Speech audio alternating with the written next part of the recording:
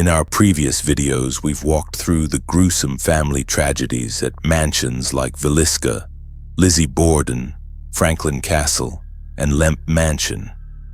But today we're going to a location that transcends mere family stories. We will step into a place that is not just a symbol of a nation's power, the White House. That's right, you heard correctly. We're talking about 1600 Pennsylvania Avenue, Washington, D.C. Welcome to the haunted White House. The ghost stories of the White House begin very early on. It's said that even George Washington, the only president who never lived here but chose the land for its construction, occasionally returns. But the first recorded resident ghost is a First Lady, Abigail Adams, wife of President John Adams, the first president to live in the building. In the 1800s, when they moved in, Washington, D.C. was still swampland, and Mrs. Adams had trouble finding a dry place to hang the laundry. She eventually chose the East Room, which was still unfinished at the time, as the family's laundry drying area. And it seems even in the afterlife she continues her work. For decades, staff and residents of the White House have repeatedly seen her ghost, with arms outstretched as if carrying a laundry basket heading towards the East Room. The scent of lavender soap and damp laundry often wafts through the air whenever her ghost appears. But not all the spirits are so gentle. One of the most boisterous ghosts is said to be that of the 7th President, Andrew Jackson. He was a strong, decisive, and somewhat coarse man in life, and it seems that personality hasn't changed after his passing. Mary Todd Lincoln, President Lincoln's wife, was one of the first to report hearing the sound of Jackson's cursing and heavy stomping footsteps in the White House. Decades later, President Harry S. Truman also wrote to his wife about being awakened in the middle of the night by Jackson's ghost. His guttural, haunting laughter is said to still echo from the Rose Room, which was once his bedroom. Of all the ghosts in the White House, none is more famous or more frequently seen than the 16th President, Abraham Lincoln. The spirit of Honest Abe seems to remain profoundly attached to the place where he led the nation through a devastating civil war, and where he also endured immense personal sorrow. Reports of Lincoln's ghost have spanned more than a century, witnessed by first ladies, heads of state, and staff members alike. In the 1920s, one of the first reports of seeing Lincoln's ghost emerged. He was seen standing silently, looking out the window of the Oval Office towards the Potomac River, as if still pondering the fate of the nation. First Lady Eleanor Roosevelt used the Lincoln bedroom as her office. She never actually saw Lincoln, but she frequently sensed his presence, especially when she worked late into the night. British Prime Minister Winston Churchill had one of the most famous encounters. During a visit to the White House in World War II, just after taking a bath and wearing only a towel, Churchill walked out of the bathroom to find Lincoln's ghost sitting by the fireplace. Completely unfazed, Churchill, in his state of undress, calmly said, "Good evening, Mr. President. You seem to have me at a disadvantage." Queen Wilhelmina of the Netherlands had a more frightening experience. While staying in the Lincoln bedroom, she heard a knock on her door in the middle of the night. When she opened it, she came face to face with the tall ghost of Lincoln, wearing his signature top hat. The sight caused her to faint on the spot. Why is Lincoln's spirit so strongly present? I believe the answer lies in two factors. First, the burden of the Civil War and the life or death decisions he had to make left an indelible energy imprint on the White House. Second, and perhaps more importantly, was the terrible personal grief he and his family endured. His 11-year-old son, Willie Lincoln, died of typhoid fever right inside the White House in 1862. This was a tragedy that shattered the hearts of the Lincolns. Overcome with grief, First Lady Mary Todd Lincoln began to hold seances in the Red Room of the White House, hoping to communicate with her son's spirit. She once recounted seeing Willie's spirit standing at the foot of her bed with the same sweet smile he always had. Willie's ghost was also reportedly seen by staff members in the years that followed. Perhaps it was these seances that opened a portal not just for Willie but for Lincoln as well to remain. One of the strangest and most unsettling stories in the White House's haunted history occurred in late 1911, during the presidency of William Howard Taft. Staff members began to encounter an entity they nicknamed the Thing. The staff reported often feeling a slight pressure on their shoulders, as if someone were leaning over to see what they were doing. But when they turned around, no one was there. This presence caused widespread fear among the staff. The only person said to have actually seen the Thing was Florence Marsh, First Lady Helen Taft's personal maid. She described it as a boy of teenage years, about 14 or 15, with messy, unkempt hair and sad blue eyes. President Taft, fearing the story would leak to the press, threatened to fire anyone who continued to talk about the Thing. However, it seems he and his wife also believed the house was haunted. So who was the Thing? This is a mystery that remains unsolved to this day, but there are a few interesting theories. First, with his blonde hair and blue eyes, Willie Lincoln is a strong candidate. He passed away at age 11, a bit younger than the description, but it's entirely possible his spirit has aged or is perceived differently. He is the only one who actually died in the White House and fits the general description. Besides him, in 1808, a 9-year-old boy named Alexander Kerr was killed by a vicious ram belonging to President Thomas Jefferson right on the White House lawn. This was a tragic death with a direct connection to the grounds. The third suspect is the 11-year-old son of President Franklin Pierce, who died in a catastrophic train accident just before his father took office. The boy never lived in the White House, but First Lady Jane Pierce, in her overwhelming grief, may have attempted to summon her son's spirit through mediums and inadvertently invited his spirit there.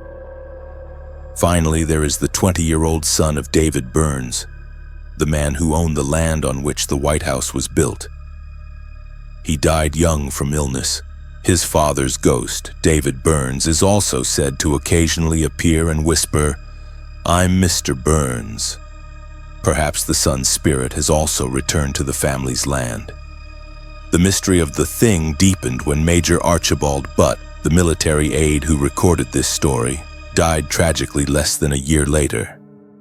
He was one of the victims of the sinking of the Titanic in April 1912.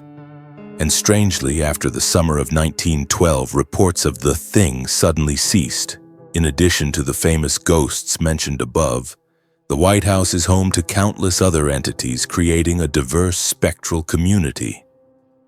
An unnamed British soldier from the War of 1812 who died during the burning of the White House is said to still wander the grounds holding a torch. Anna Surratt, the daughter of Mary Surratt, one of those convicted in the Lincoln assassination plot. Anna's ghost is said to still be frantically banging on the doors, trying to beg for a pardon for her mother, just as she did in desperation while she was alive. President William Henry Harrison, the first president to die in the White House, is said to haunt the attic. President Thomas Jefferson is heard playing his violin in the Yellow Oval Room. Even in modern times, presidential families continue to have unexplainable experiences. Hillary Clinton said she never saw a ghost, but admitted the White House was creepy at times. Ronald Reagan's dog Rex was always terrified and refused to enter the Lincoln bedroom. Michelle Obama mentioned that her family would sometimes feel something nibbling on their feet at night. Jenna and Barbara Bush, George W. Bush's twin daughters, were awakened one night by a phantom telephone ringing and 1920s music coming from the fireplace. So why would one building hold so many spirits and supernatural phenomena? Many theories suggest that the White House is like an energy magnet. The spirits here don't seem to be malevolent entities, but rather echoes of history. Lincoln is still pondering the nation. Abigail Adams is still caring for her family. Andrew Jackson is still showing his strong personality. They are pieces of a larger story, the story of America. Told not through books, but through footsteps in the night, sudden cold spots and fleeting shapes seen from the corner of your eye. What do you think of the ghost stories at the White House? Which spirit impresses you the most? Leave a comment below. Don't forget to like, share, and subscribe so you don't miss the next journeys into the world of the unexplained. Nestled in the opulent French quarter of New Orleans, Louisiana, stands the LaLaurie Mansion, a magnificent architectural marvel that harbors a history so dark and disturbing it's almost beyond belief. The spirits here are not merely wisps of ethereal energy. They are believed to be the profound resentment of profoundly wronged souls. The story of the LaLaurie Mansion serves as a chilling reminder that sometimes the most terrifying monsters wear the guise of a beautiful, wealthy, and respected lady. Before we step into the tale of Madame Delphine LaLaurie and her attic of horrors, a place that spawned one of America's most deeply unsettling landmarks, please hit that like and subscribe button to ensure you get more gripping haunted tales. To truly grasp the horrors of the mansion, we must first understand the woman behind it. Marie Delphine McCarty, better known as Madame LaLaurie. Born in 1787 into a distinguished Creole family, Delphine was one of the most prominent figures of early 19th century New Orleans high society. She was beautiful, charming, educated, and experienced 3 marriages, each to powerful and affluent men. In 1832, Delphine and her third husband, Dr.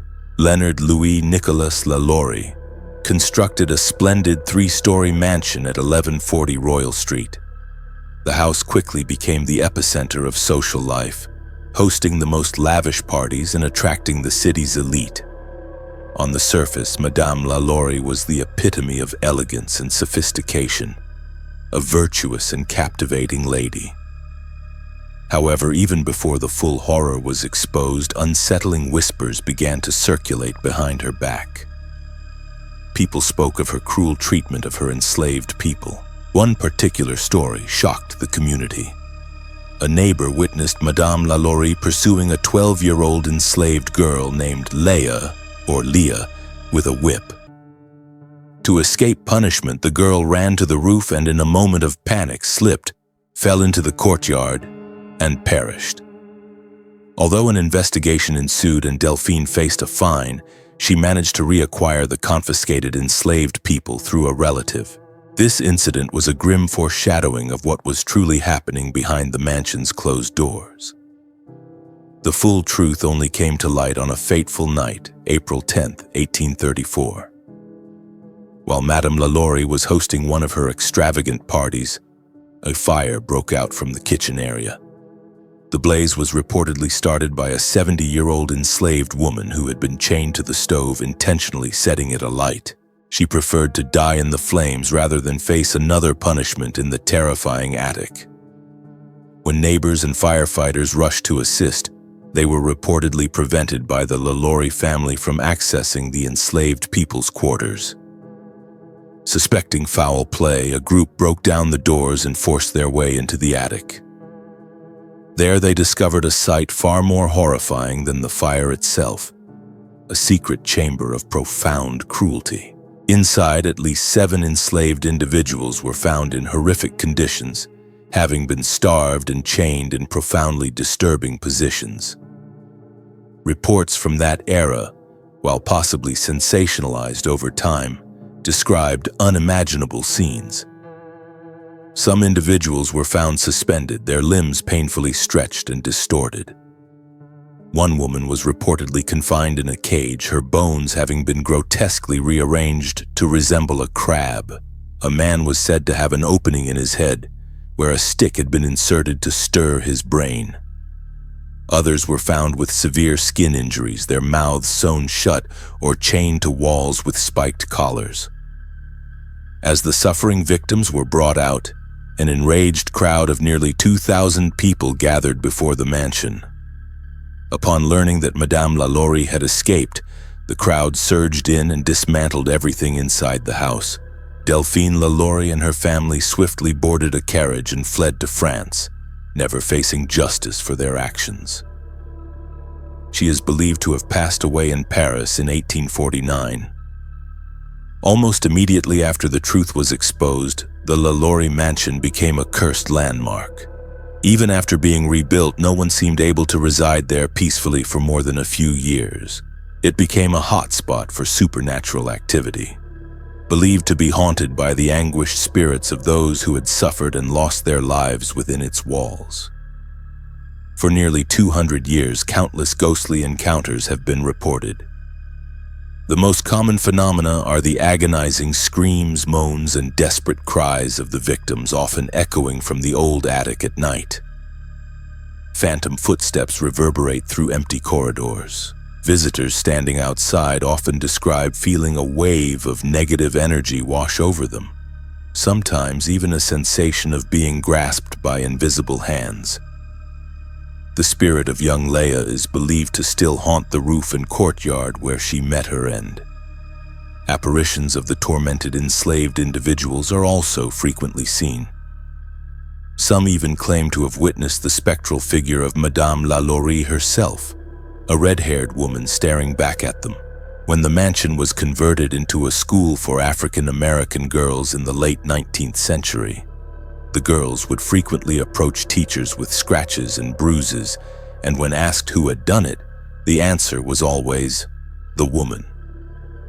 In 1894, a tenant living in an apartment carved out of the mansion was found lifeless in his room, and his friends recounted that he had consistently complained of being disturbed by a demon in the house. The story of the LaLaurie Mansion, particularly the details of the extreme mistreatment, is so horrific it almost defies belief. So what is fact and what is fiction? The sources you provided indicate a crucial truth. The most gruesome details about medical experiments only appeared in publications from the mid-20th century, over 100 years after the events. Original reports from 1834, while describing victims who were starved, chained, and horribly mutilated, made no mention of these bizarre experiments. Many historians believe these stories were exaggerated over time. Some even suggest it originated from a smear campaign by a neighbor scorned by Madame LaLaurie, who reportedly provided information to the New Orleans Bee tabloid at the time. So, was it all just a lie? In my opinion, not entirely.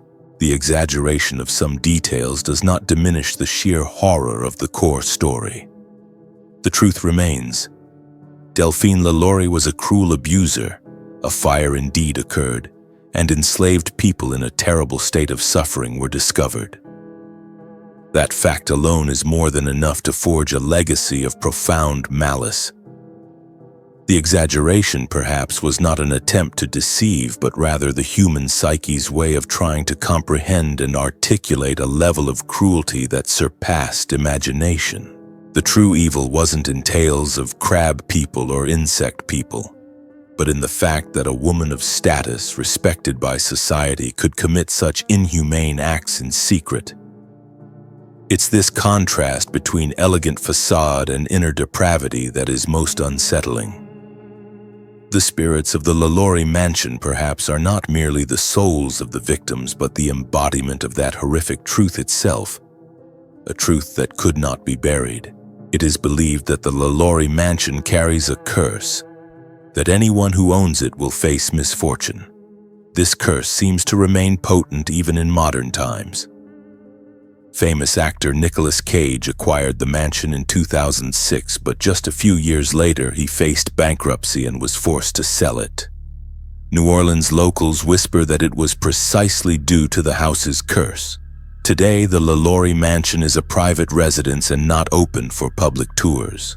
However, it remains the most famous and chilling stop on New Orleans ghost tours. Every night, hundreds of tourists still gather outside its iron gates, listening to the horrifying stories and hoping, or fearing, to catch a glimpse of a shadow passing through a window. The LaLaurie Mansion is more than just a haunted house. It is a historical relic, a painful reminder of a dark chapter in American history. And no matter how exaggerated the stories may become, no one can deny that a deep-seated pain, an energy of profound suffering, still pervades the house at 1140 Royal Street. And as long as that pain persists, The wronged spirits of the LaLaurie Mansion will never truly find peace.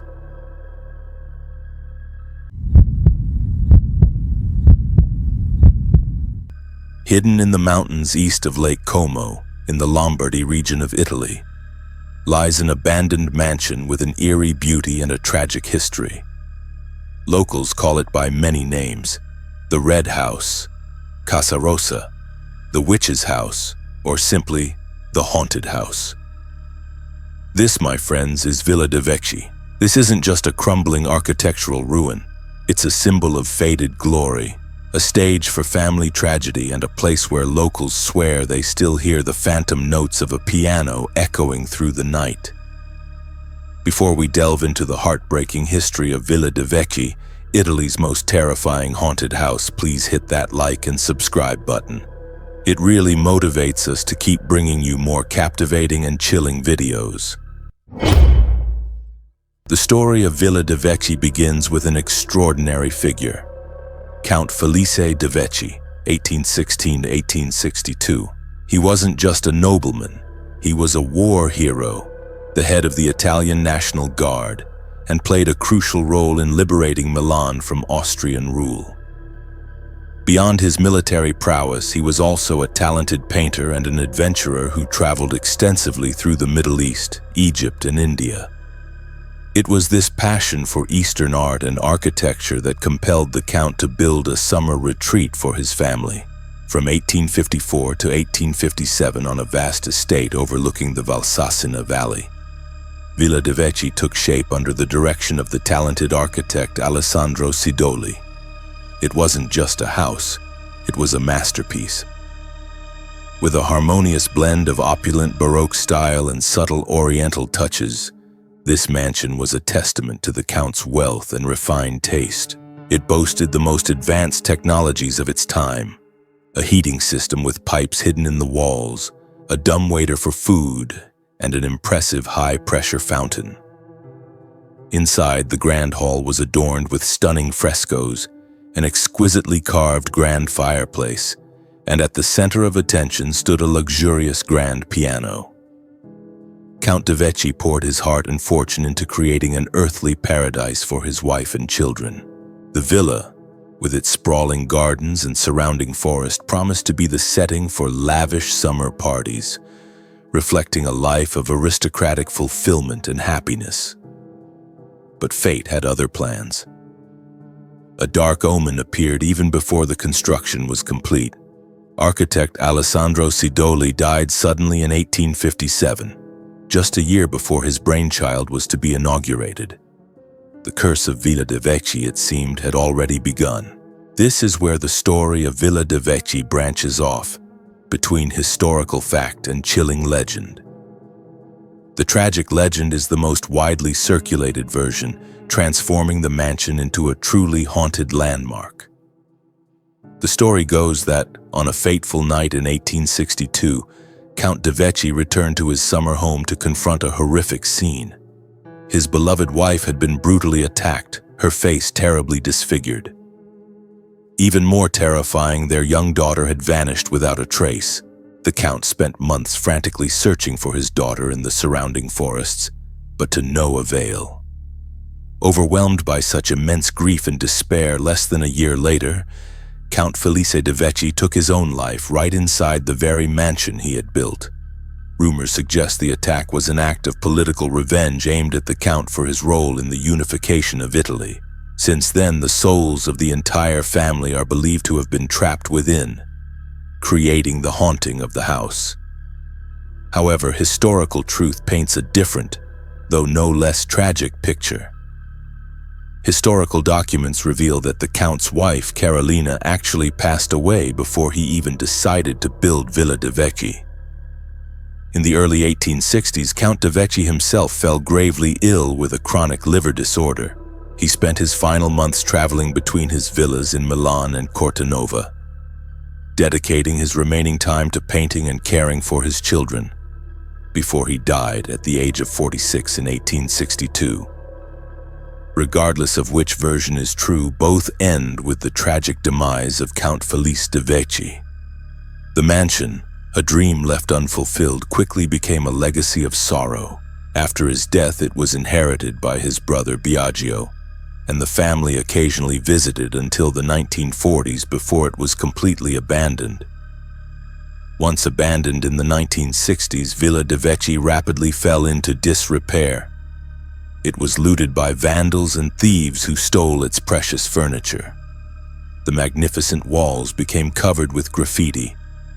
But it was in this very desolation that a new, darker chapter of the mansion unfolded. The most chilling rumor associated with this period is the alleged presence of the infamous British occultist, Aleister Crowley, in the 1920s. It's whispered that Crowley and his disciples used this isolated mansion to perform dark rituals, including wild parties and animal sacrifices, and even whispers of human ones. One legend claims that during a ceremony they summoned the devil himself, who then possessed one of the participants, leading to a violent incident. Although there's no verifiable evidence that Crowley ever stayed here, in fact, his main residence in Italy was in Sicily. His notoriety has cast an evil and terrifying shadow over Villa de Vecchi. This is perhaps a prime example of how fear can be fabricated. In my opinion, linking an already tragic location with a notorious figure like Crowley is a perfect recipe for creating a horror legend. It transforms a family ghost story into a tale of demonic evil, elevating the level of terror to new heights and powerfully capturing public attention. Throughout its years of abandonment, local residents began reporting strange phenomena. The most frequently mentioned is the piano. They swear that on quiet nights they can hear ghostly melodies emanating from inside the mansion, even though the grand piano in the main hall was completely destroyed, now just a pile of rotten wood and metal strings. Some others have also claimed to hear a woman's voice. Today, Villa de Vecchi still stands, a decaying architectural skeleton amidst the mountains. But its haunting seems to grow ever stronger. A bizarre event further solidified its unassailable reputation. In 2002, a massive avalanche swept through the area, destroying many surrounding homes, yet mysteriously stopped just a few meters from Villa de Vecchi, leaving it completely intact. Was it protected by some supernatural force? Whatever the answer, this event led authorities to declare the area at high risk of landslides, effectively ending any future plans to restore the mansion. So, is Villa de Vecchi truly haunted? Or is it all just a product of imagination? There are rational explanations offered. The son of the mansion's last caretaker, Giovanni Negri, insists that the rumors are groundless. In fact, newspaper articles even revealed that the grandchildren of a former gardener admitted to having pretended to be ghosts to scare away curious trespassers. However, for a storyteller like me, I believe the power of Villa de Vecchi doesn't lie in whether it's genuinely haunted. Its power lies in its very story, a blend of tragic truth and chilling legend. It's a poignant reminder of the fragility of happiness and the ravages of time. Its dilapidated beauty, combined with tales of love, loss, violence, and perhaps even evil, has created an irresistible allure. It stands there as a melancholy symbol, where the invisible piano continues to play, not from a ghost, but perhaps from the very memory embedded in its walls, endlessly telling the story of a glorious dream that faded forever.